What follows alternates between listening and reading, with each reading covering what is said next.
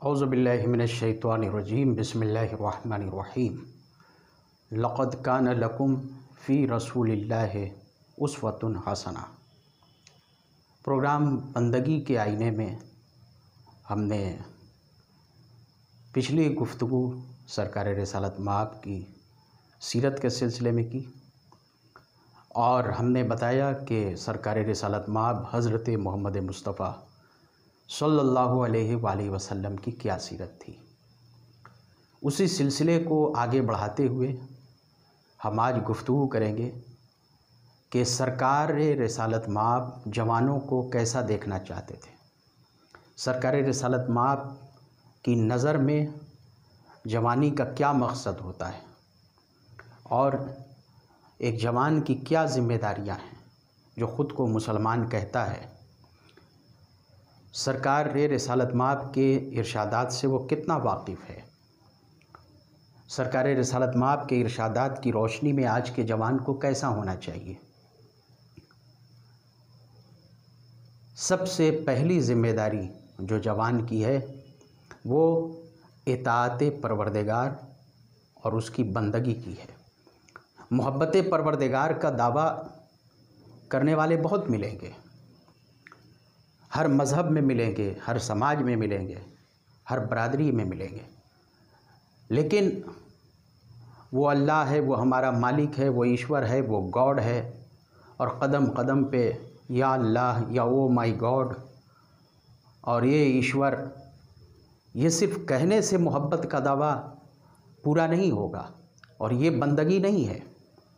بندگی کا مطلب ہے پیروی، جو حکم خدا ہے اس کی اطاعت کرنا۔ خدا جو حکم دیتا ہے بندے سے، جو مطالبہ کرتا ہے اس پر عمل کرنا۔ قرآن مجید میں ارشاد ہوا، بسم اللہ الرحمن الرحیم، قل ان کنتم تحبون اللہ فاتبعونی۔ اے رسول، آپ لوگوں سے کہہ دیجئے کہ اگر تم دعویٰ کرتے ہو کہ ہم اللہ سے محبت کرنے والے ہیں تو میرا اتباع کرو، میری پیروی کرو۔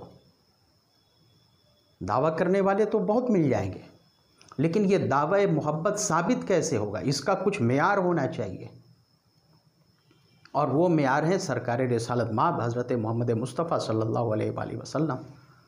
تو چاہے محبت خدا کا دعویٰ ہو یا محبت رسول کا دعویٰ ہو، یہ بغیر پیروی کے اور اطاعت کے ادھورا دعویٰ ہے، زبانی دعویٰ ہے۔ سرکار رسالت مآب کی حدیث میں پیش کرتا ہوں کہ سرکار کی نگاہ میں آج کے جوان کو کیسا ہونا چاہیے۔ آج اور قیامت تک اور سرکار کے دور میں بھی سرکار نے جوانوں کو کیا نسخہ بتایا ہے بندگی پروردگار کا۔ بحار الانوار کی جلد 74 کے صفحہ نمبر 84 پر یہ حدیث ہے، بسم اللہ الرحمن الرحیم، قال رسول اللہ صلی اللہ علیہ وآلہ وسلم، ما من شاب یدعو للہ الدنیا ولہوہا وَأَحْرَمَ شَبَابَهُ فِي طَاعَةِ اللَّهِ إِلَّا أَعْطَاءَ اللَّهُ أَجْرَ 72 صِدِّيقًا۔ کہ کوئی بھی جوان کہ جو اپنے آپ کو گناہوں سے بچا لے، جو گناہوں سے منہ موڑ لے، ہوا و ہوس، دنیا کی خواہشات، دنیا کی آلودگیاں، ان سے اپنے آپ کو بچا لے اور اپنی زندگی کو اطاعت پروردگار میں بسر کرے۔ خواہش کرنا منع نہیں ہے، خواہشیں منع نہیں ہیں، جائز خواہش ہو، حلال خواہش ہو، وہ خواہش ہو جس سے ترقی ہے، وہ خواہش ہو جس سے زندگی ہے، وہ خواہش ہو جس میں دنیا و آخرت کی کامیابی ہے۔ سرکار ارشاد فرماتے ہیں کہ ہر وہ نوجوان جو اپنے آپ کو خواہشات دنیا سے، یعنی دنیا کی آلودگیوں سے، گناہوں سے بچا لے اور اپنے آپ کو اطاعت پروردگار کی طرف موڑ لے، جانتے ہیں کیا اجر ہے اس کا؟ سرکار رسالت مآب فرماتے ہیں کہ ایسے جوان کو خداوند عالم 72 سچے لوگوں کا، صدیق کا اجر عنایت فرماتا ہے۔ صدیق کسے کہتے ہیں؟ صدیق اسے کہتے ہیں کہ جس کا اللہ اور رسول پر سچا ایمان ہو اللہ اور اس کے رسول کی محبت میں زندگی گزارے.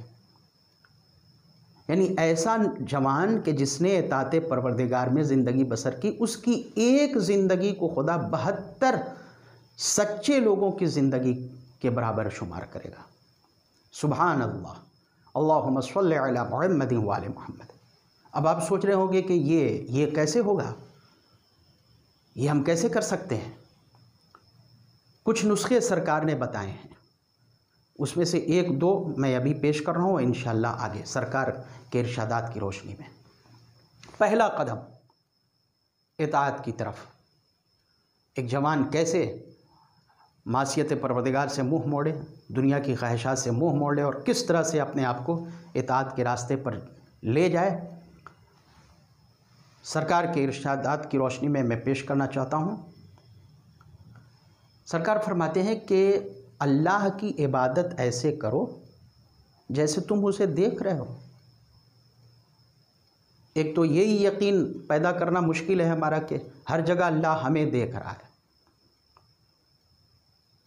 بندہ غافل ہو جاتا ہے. اللہ جسم و جسمانیات سے منزہ ہے، تو لوگ غائب ہے تو غائب ہے، اور جو مرضی ہے ہم کریں. نہیں، وہ حاضر و ناظر ہے، وہ شاہد ہے، سب کچھ دیکھ رہا ہے. تو ایک تو یہ ہے جو مشکل ہے، لیکن پھر دوسری منزل یہ ہے کہ ہم اس طرح عبادت کریں جیسے اسے دیکھ رہے ہوں، ان آنکھوں سے نہیں، دل کی آنکھوں سے. اس یقین کے ساتھ اللہ کی عبادت کرو، اور یہ یقین رکھو کہ اس سے ہر چیز ہے، وہ کسی چیز سے نہیں ہے. دنیا کی ساری چیزیں اس سے ہیں.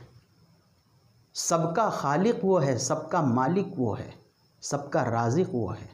اس کا کوئی خالق نہیں ہے، اس کا کوئی مالک نہیں ہے، اور وہ کسی کے رزق کا محتاج نہیں ہے. سب اس کے رزق کے محتاج ہیں.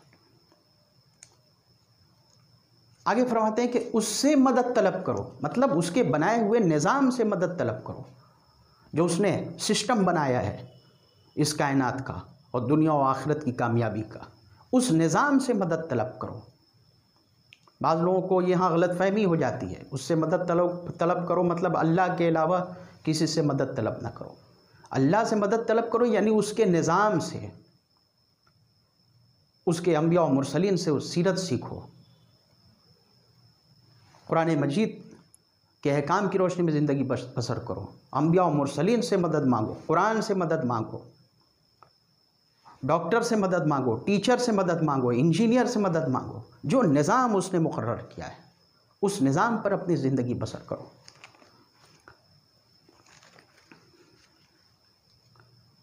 یہ پہلا نسخہ ہے، پہلا قدم. دوسرا قدم توکل، اس پر بھروسہ کرو، اس پر یقین رکھو.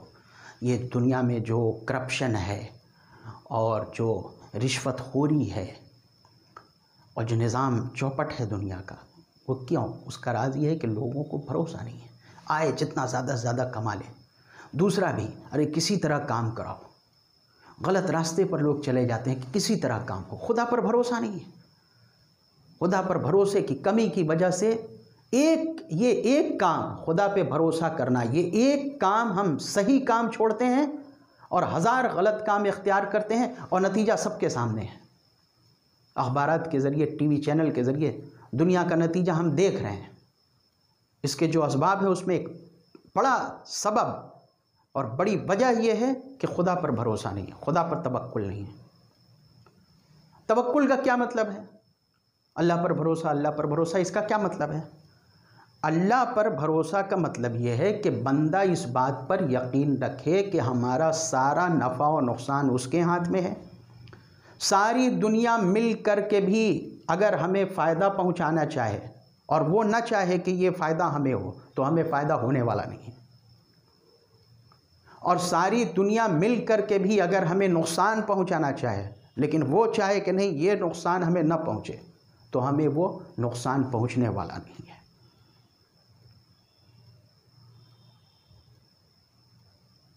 جو کام کرے خدا کی خوشنودی کے لیے کرے، خدا کی مرضی کے لیے کرے، اس کی مرضی کو پیش نظر رکھے. کسی سے لالچ نہ رکھے، کسی چیز کی لالچ نہ رکھے، وہ ہمیں یہ دے دیں گے، وہ ہمیں یہ پوسٹ مل جائے گی، یہ عہدہ مل جائے گا۔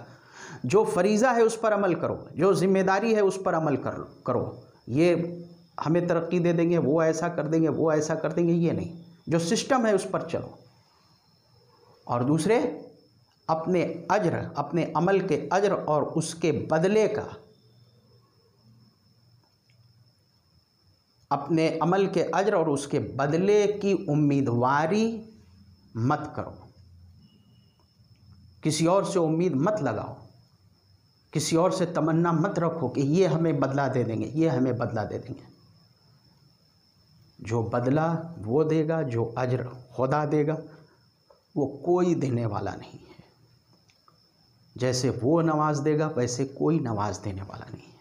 یہ دو نسخہ بندگی کا یاد رکھنا ضروری ہے۔ اول یہ کہ محبت کے ساتھ اس کی اطاعت، دوسرے یہ کہ اس پر توکل، اس پر بھروسہ۔